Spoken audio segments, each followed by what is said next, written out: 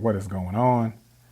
Thank you for tuning into a new era, a new genre, a new format of Casual Highlights, the podcast. Episode 68. As I get on here, it's been a while since we have last talked. Happy New Year to you. Merry Christmas. Happy Thanksgiving. Happy birthday. Thank you for tuning in once again. It's yours truly, Al High, part of the BS3 Network. I'm founder, owner of Casual Highlights Media. Also, I am a multimedia creative and content photographer. So I've been just exploring all my areas of what I have interest in and what I don't have interest in. It's been a really fun time, but nevertheless, I want to get back on here because I've been doing a lot of content on YouTube, TikTok, and Instagram. But I want to get back to the bread and butter. But I want to take this a little bit. I want to definitely also, this is still a sports show, so I live in the state of Kansas, and this segment is going to be called the E-Mall Rock Chalk Jayhawks. So this is the KU, K-State, where I cover both teams. And I want to talk about, we're in the heat of college basketball right now. So I want to talk about men's and women's college basketball. On this particular episode, we're going to talk about the Sunflower Showdown. We're going to talk a little bit about what happened, expectation going forward as I record this podcast right now. I'm a little bit mad because I had my last podcast recorded. This is how long it's been since I've recorded an audio podcast. It was back in June. I was able to I had different software on my iPad and was able to move software around to record, and I had music on there. And I'm vibing, like we about to get ready and upload this thing. I tried to move my my downloaded version of my episode to the recorder, to the other software to upload it. Wasn't working. So as I'm talking to you all now, I am re-recording this episode. This is Tuesday, February 6th. Yesterday there was a huge basketball game in Manhattan, Kansas, where Kansas State took on the University of Kansas Jayhawks. And Kansas State men's basketball team defeated the Kansas men's Jayhawks team 75-70 in overtime. Now, there was some things that I did notice in that game, and just a couple takeaways from that game. Number one, the whole state of Kansas, whole Sunflower State knows the issues with the Jayhawks. The Jayhawks does not have an identity of the bench. Right now, you had one person who came off the bench who only scored 2 points. That was the freshman Jackson. Either with the starting five, everybody gonna score in double figures, or it's gonna be a long night. There were 4 players in double figures. DeJuan Harris scored in double figures. Our good buddy, not my good buddy, Lord have mercy, Hunter Dickerson, he had a double-double. He put up 20 points. 21-12 is the correct stat line. He had 21 points and 12 rebounds. DeJuan Harris chipped in with 15. McCullough had 15. The hardest working man in Lawrence, Kansas, KJ Adams, Charles Barkley's cousin, had 13. Johnny Murphy Brown, Furphy, he only had 4 points. Had Furphy probably scored 10 or 15 points, we would be talking about the victory of Kansas. I think Kansas is going to be okay. Kansas will make the tournament. The Big 12 is a deep league. Right now, I've said it before on my social media platforms, and I'll say it again.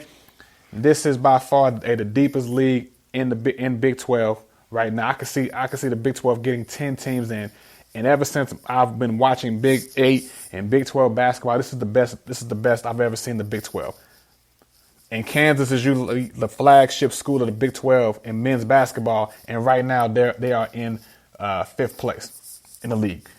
Houston's in 1st. That's how deep this league is right now. This league is phenomenally good.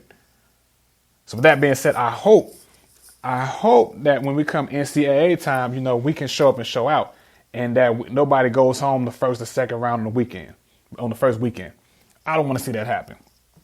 But it is the NCAA tournament. You know, anything goes in the NCAA tournament.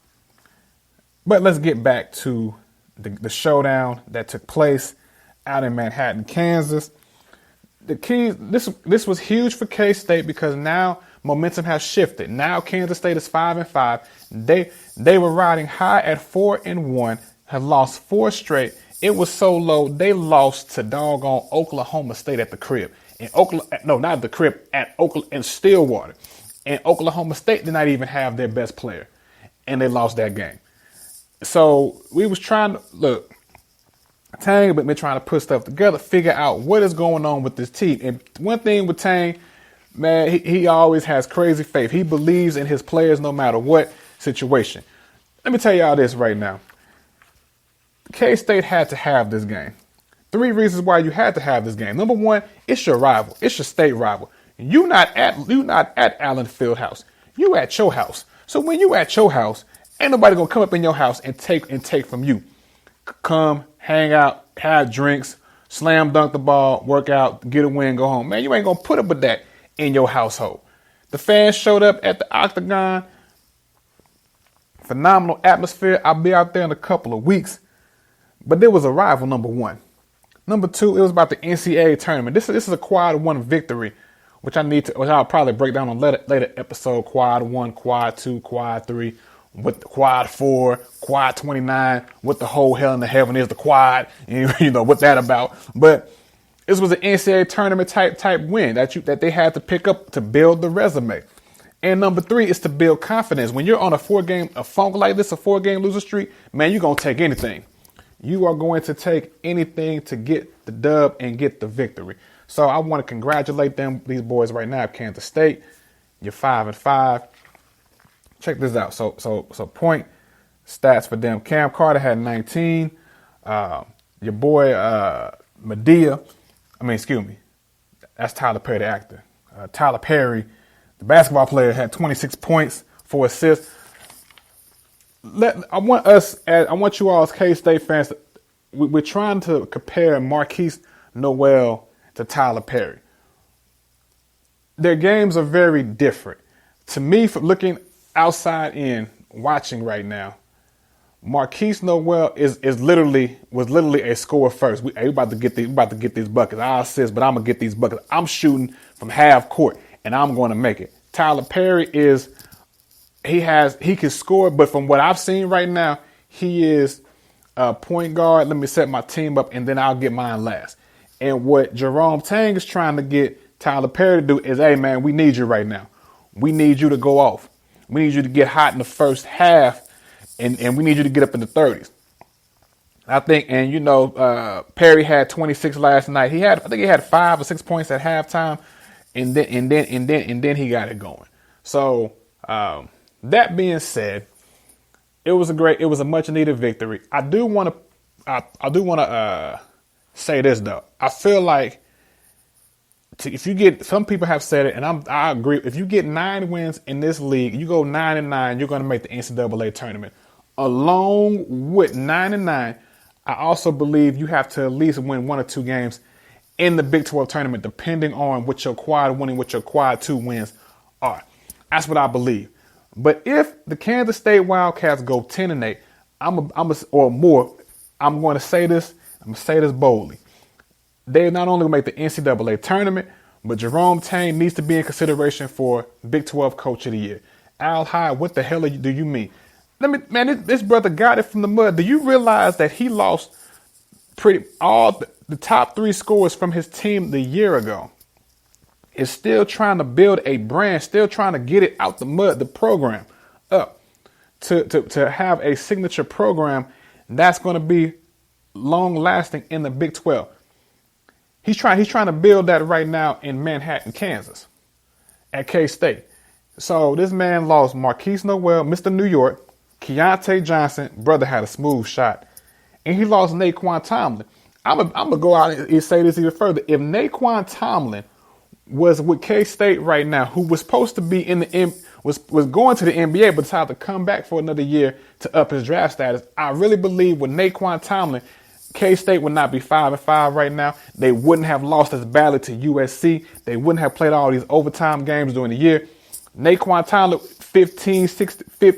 12 or 14 points a game.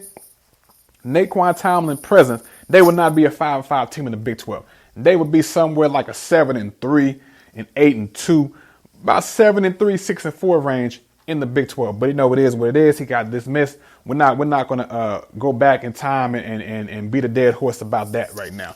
But I really believe with him, they would have been a better team. But nevertheless, Tang, he gets that team 10 wins or better in the Big 12. We got to have a discussion about him as coach of the year. Now, I know the Texas Tech coach is going to get some consideration, but Tang need to get some votes.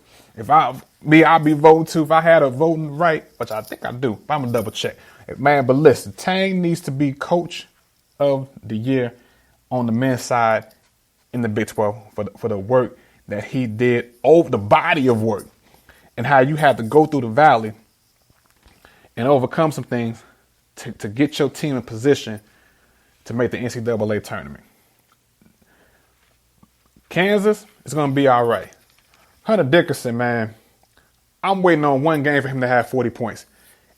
I'm waiting on it because the brother is 7'2" and is solid, has a soft touch around the rim.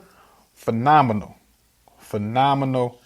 athlete. Kansas is going to be all right. They're going to make the tournament. They host Baylor on Saturday. College game day going to be there. The atmosphere is going to be rocking in Lawrence, Kansas. They're going to be rocking in the rolling. I predict that they're going to beat Baylor. As far as Kansas State, they got to get 4 more wins, and we can at least talk about tournament right now. They got to go out to BYU on Saturday, which is going to be that's not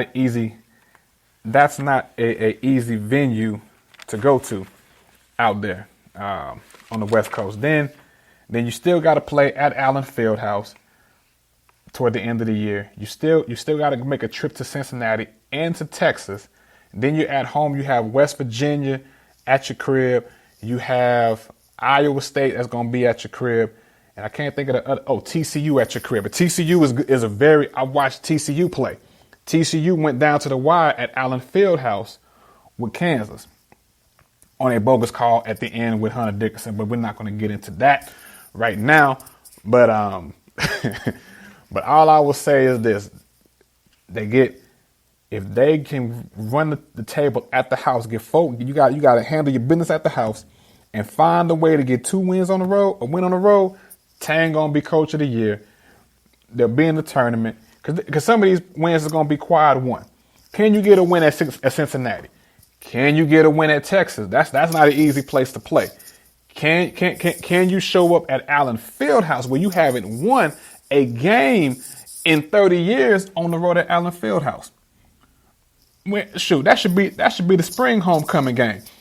If there was a spring homecoming for KU, hey, this homecoming. Anytime we play K-State for Sunflower, homecoming, because we know we're gonna blow them out the building.